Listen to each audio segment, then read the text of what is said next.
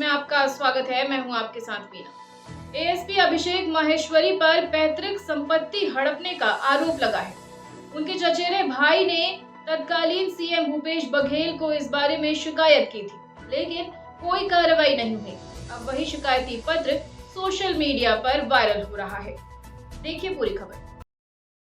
राजधानी रायपुर में पदस्थ रहने के दौरान एएसपी अभिषेक माहेश्वरी ने अपनी पैतृक संपत्ति को हड़पा था। इस मामले की शिकायत उनके चचेरे भाई अमित माहेश्वरी ने तत्कालीन मुख्यमंत्री भूपेश बघेल समेत प्रदेश के गृह मंत्री, मुख्य सचिव, पुलिस महानिदेशक समेत सैकड़ों अधिकारियों को की थी। लेकिन तत्कालीन मुख्यमंत्री भूपेश बघेल के खास और चहेते अफसर होने के चलते माहेश्वरी पर कोई कार्यवाही नहीं हुई। शिकायत पत्र पर अमित माहेश्वरी ने अपने भाई पर आरोप लगाया है कि वे एएसपी अभिषेक के आतंक, अत्याचार और अन्याय से प्रताड़ित थे।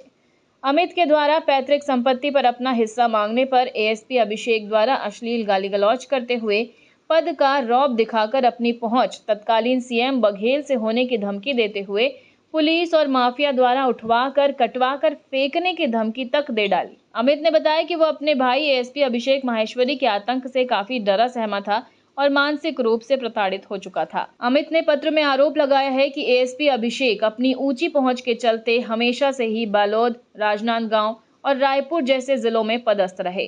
कभी भी अभिषेक की पोस्टिंग दूर दराज के क्षेत्रों में नहीं हुई। फिलहाल ये पत्र सोशल मीडिया पर जमकर वायरल हो रहा है। एएसपी अभिषेक माहेश्वरी पर अपने पद का दुरुपयोग कर अपने चाचा चाची समेत बहन और भाई पर अत्याचार का आरोप है।